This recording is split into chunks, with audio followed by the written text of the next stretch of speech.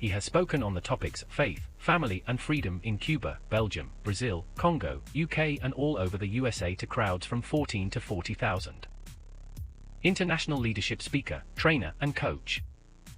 Author of Learn to Raw Leadership, Attitude Hack, Live a More Excellent Life, 5 Battle Strategies of a Victorious Warrior. 2021 President's Lifetime Achievement Award recipient. Founding partner of the John Maxwell team. Toastmaster International Speech Competition semi-finalist. Founder of Tell It Like It Is TV, ThatGuyRocks.com and ThatGuySpeaks.com. Creator of StoryPowerMasterclass, Transforming Grace TV, and Leading Leaders podcast. Producer of 4 TV programs and podcasts for Liftable TV and World Trumpet Television as well as multiple social media channels. Please help me welcome J Loren Norris. Do you know that if an MMA boxer or an MMA fighter or even a registered boxer in the American boxing arena is caught in a street fight, they can be charged differently than a regular Joe who's caught in a street fight? The kind of charges, the criminal charges that they face will be much more severe. Because like a Marine or like a Special Forces guy or sometimes a law enforcement officer, these people, like the character Liam Neeson played in Taken, they have a special kind of skill set, and that makes them very dangerous. I think the same thing is true of leaders, and that's what I want to talk about in this episode of Leading Leaders.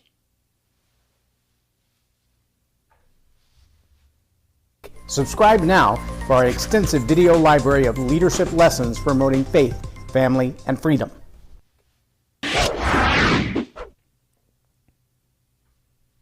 I'm J Loren Norris with Leading Leaders Podcast. I recently had a conversation with one of my mentors and one of the people that I submit myself to for further leadership. And we were having a conversation about different opportunities that have come up to participate in. And one of the comments he made was, I'm concerned about you being in that particular spot, one among many, because it doesn't sound like they have strong leadership in place. And you have been trained as a leader, and you are a natural leader because of it, which means when you walk into an environment, you don't intentionally assume a leadership role. It just happens. And if your style of leadership or your ideas of leadership are contrary to theirs, there's going to be friction.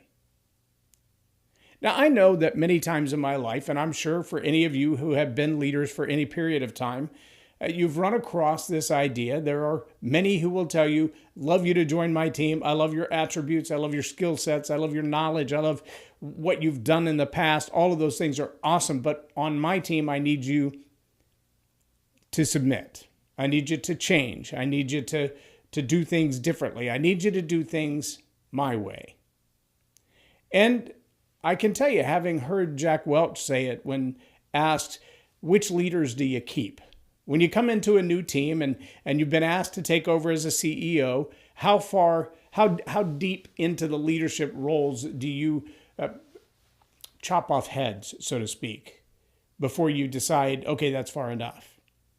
Do you keep some of the C level and some of the next level, and then how do you decide? And Jack said, oh, there's no question. Everybody goes.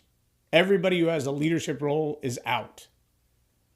And the question was, well, why do you think that's necessary? I mean, isn't it possible there's at least 1 or 2 good leaders left in the organization? And he said, no, absolutely not. Because if there was a leader there who had been trained, who had the skill set, who had the moxie, who had the ability to lead, I wouldn't be here. They would have made the changes already. They would have forced the hand of those who were leading poorly and either caused them to leave or they would have been forced out. If they're still here, they're not good leaders. If they're still here and things look like they look right now, they're not good leaders. I thought that is such a profound thing. Then when I heard a comment from another business advisor, Dawson said to a lady on a coaching call that I was on, look, if your CEO is on board and you're not making over $2 million a year, you don't have a good CEO. Well, a few minutes later, she called in and she said, I want to give some pushback on that. Our company does about $750,000 and we have a great CEO. He said, no, you don't. You're delusional. And I thought, wow, that's a harsh statement. They've been on the phone 90 seconds. She hasn't even told him what kind of business they have. He hasn't asked a single question about his CEO. How could he possibly know that she's delusional? And he went on to say, if you have a great CEO, their leadership skills, their ability to drive your company, their knowledge, their connections, their relationships, their level of influence will be demanding of you that you pay them somewhere between $1 million and $1.5 million. So if you have someone sitting in the seat calling themselves a CEO and they're satisfied with whatever salary you can pay them that allows your company to gross $750 and still pay them, you don't have a great CEO. You have somebody who's playing the role, but they don't know what they're doing. I was like, man, that is harsh. But from a guy who has bought and sold 25 plus companies in the 9-figure range, I can't argue with him. I don't have enough knowledge or experience or influence or relationships to argue with him. Now, let me ask you this question, though. If you had somebody who wandered onto your team who had previously been a CEO in a multi-million-dollar corporation, and they sat down for lunch with you and your friends and started talking business, do you think there's any chance they would have some insights that maybe right now you don't have? I would say the chances are really, really high. In the same way that if you were to sit down to have lunch with someone who'd been farming for 30 years and start talking about why your watermelon plants aren't growing, they probably have an answer for that. If you were to sit down with someone who's owned a bakery for 20 years or 10 years, and you were to say, I don't understand it. Every time I make cornmeal or cornbread, it comes out really gritty. I don't understand what I'm doing wrong. There must be something wrong with this package of cornmeal. No, they probably have a better answer for you than what you think. Why? Because their knowledge, their experience, their wisdom, the things they've been through stick with you. Listen, leadership is an arduous journey.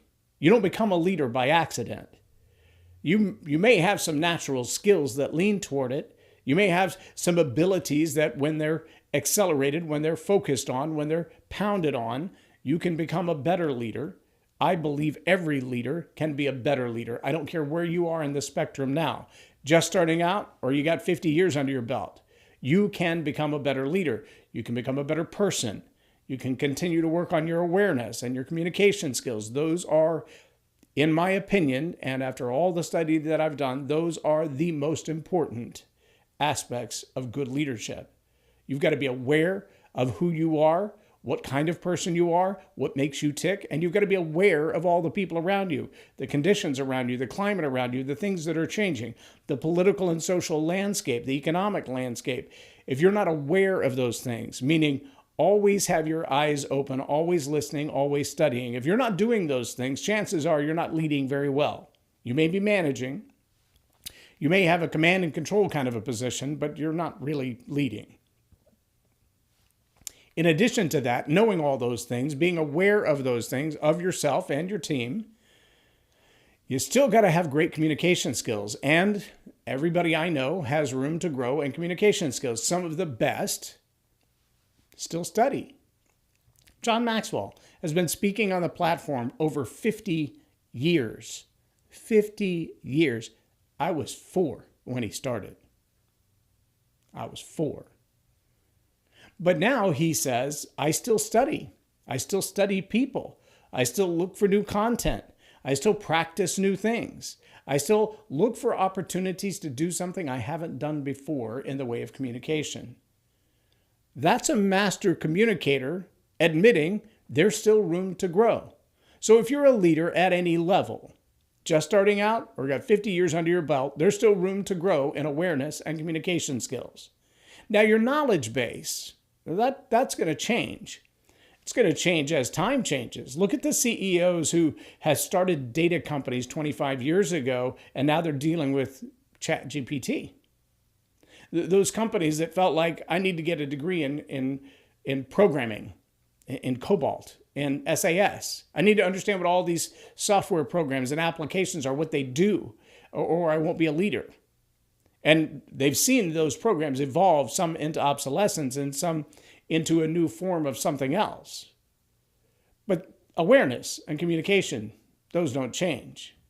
So here's something that I would point out in the contrast or the comparison to the MMA fighter or the Navy SEAL or a firefighter. That kind of skilled training that allows you to understand and perceive certain things about a condition, about a situation, about an environment, and act on them with precision, with appropriate response, with appropriate behavior.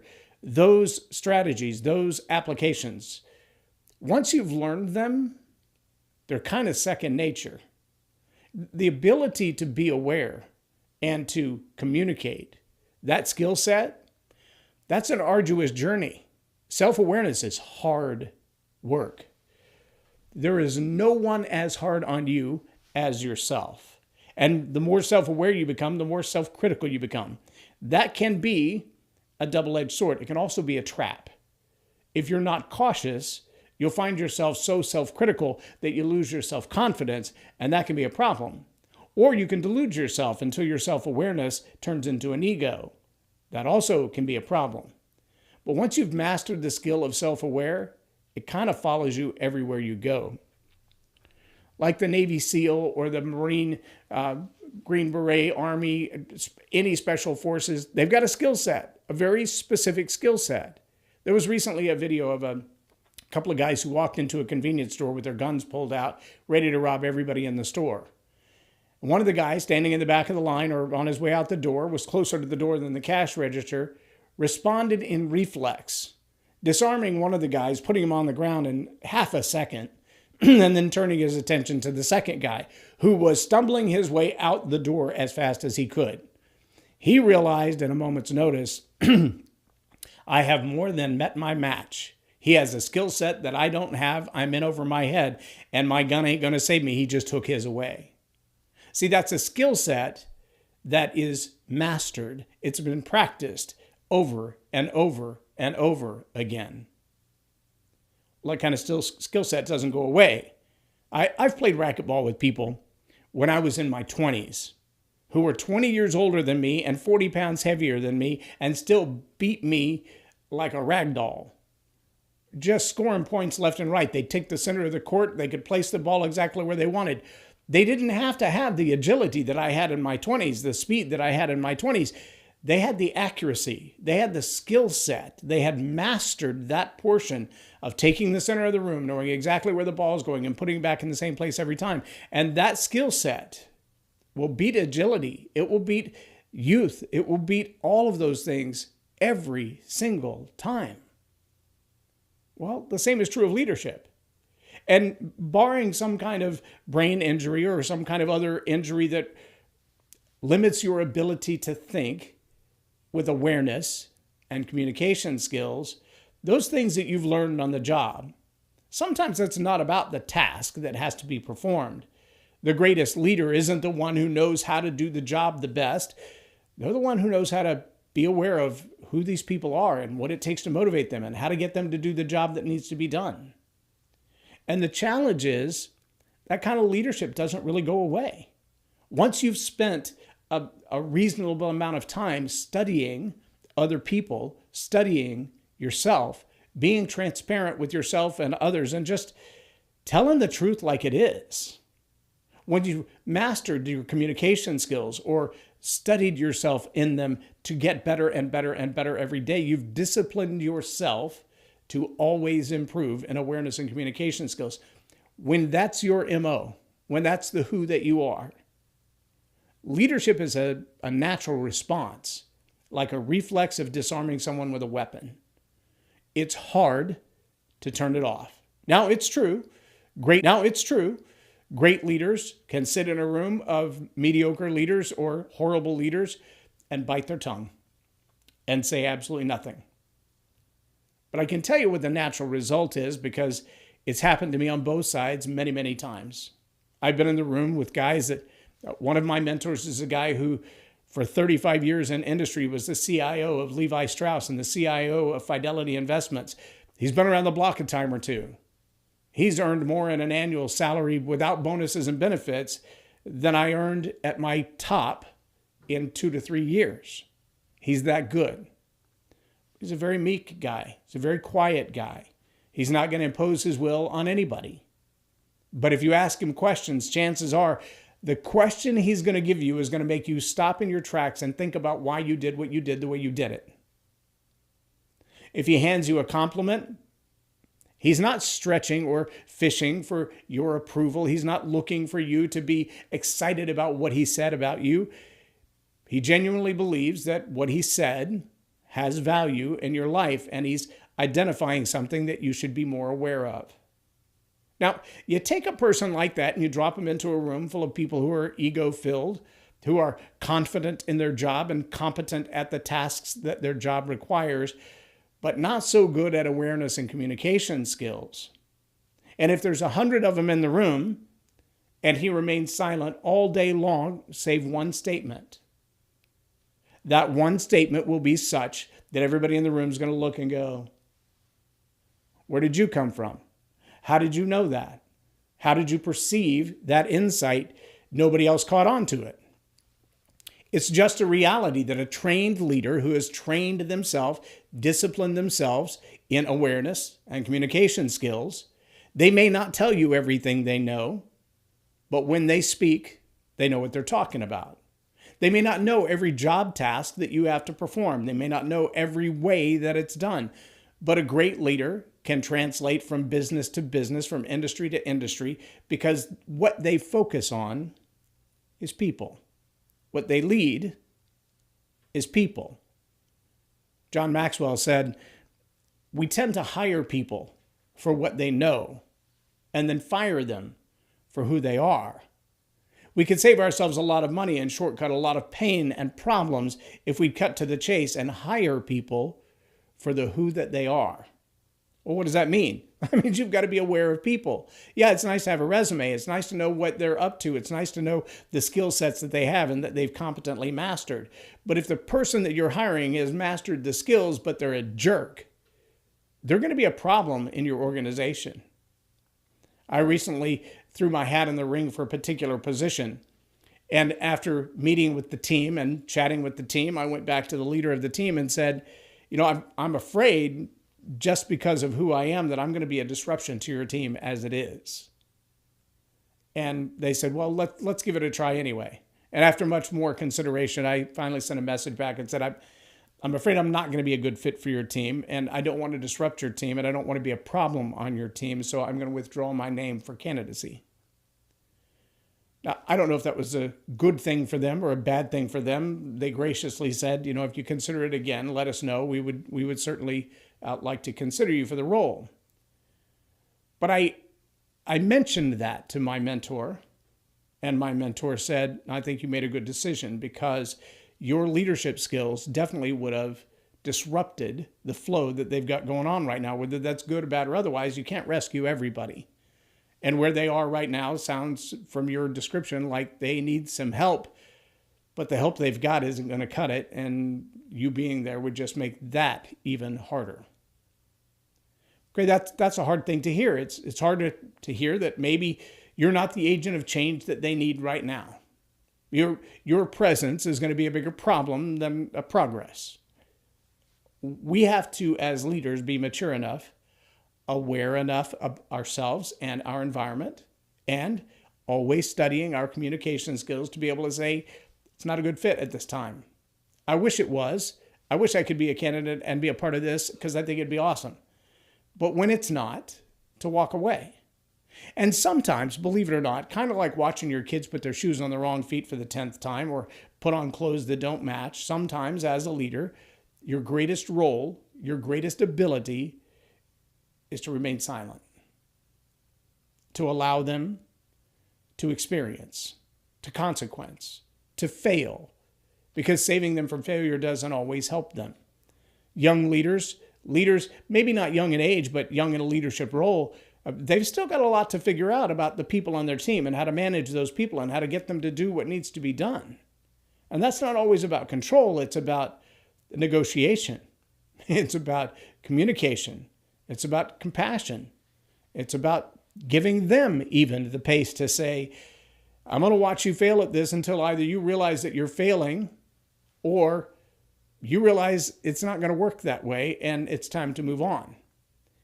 Now, hopefully, as a young leader, you have the latitude to do that without a whole lot of damage control. You have the latitude to let somebody learn the process, figure out the problem, and come up with their own solutions that are going to work. I also listened yesterday to a CEO who said, our company is on the cutting edge of technologies.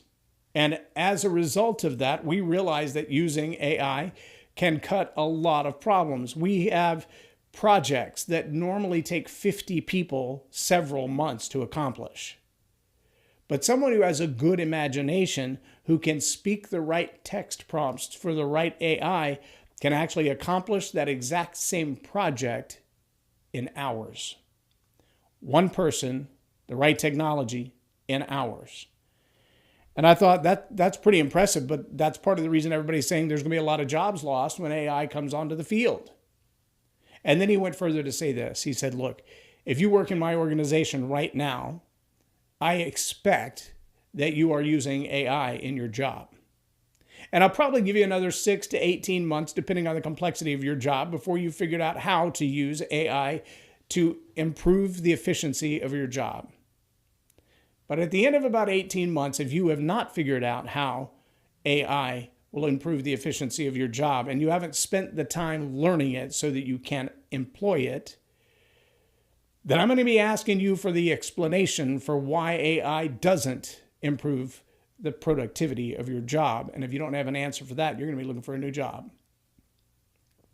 As a CEO of a billion-dollar company, tools that are available to you who can do that job better. Is it all about the skill set at that point? Well, in large part it is. Is that leadership? In large part it is. But his expectations are going to demand that someone be aware of their limitations and their skill set, be willing to communicate that to the tools and the people necessary. If I were leading a troop into the wilderness, I would need to know that my communication guy knows how to communicate back to the tower, back to our rescue, back to our help, back to our supplies and our resources, back to the backup. And if they don't know how to communicate where we are back to them, we have a problem. If they don't know how to communicate with that device, we have a problem. If they can't operate a map, we have a problem. And so that ability to be aware and to communicate, that permeates everything. But see, once somebody's got that ability to be aware, to communicate, they can move from industry to industry, from job to job, from location to location, from volunteer role to volunteer role, and leadership will still be their natural reaction. Like my friend, they may listen more than they talk, but when they speak, you should be listening. They're going to be paying attention to everything, and they may or they may not give you any insight at all. They may think, well, if I gave insight right now, it would disrupt the process. If I gave my insight right now, it would be more than the team can handle. If I gave my insight right now, it would usurp the authority of the person who's assigned as the leader here. And so I'll say something behind closed doors, or I'll say nothing at all. That's leadership partnered with maturity. That's the part I'm working on right now.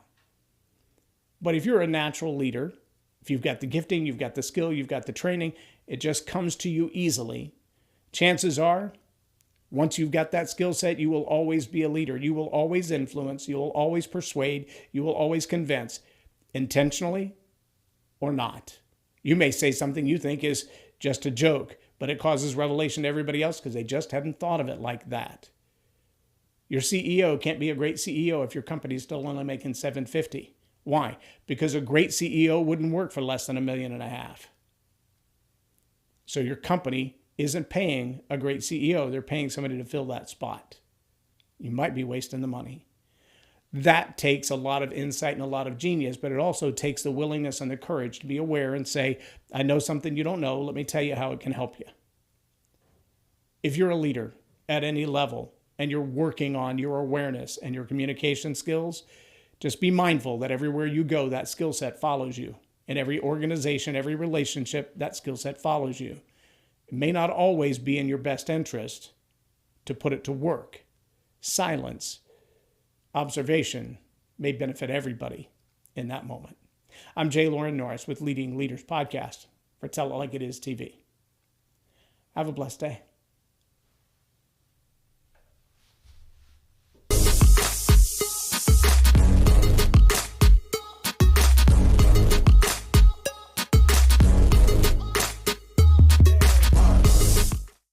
Loren is a master teacher on storytelling, and I learned so much. I'm really going to have to sit down and go back through everything, and I think I might have to have some more coffees with Loren, but it was totally worth my time, and I really highly recommend it if you're looking to grow your ministry, grow your business, grow your career. Loren will serve you well.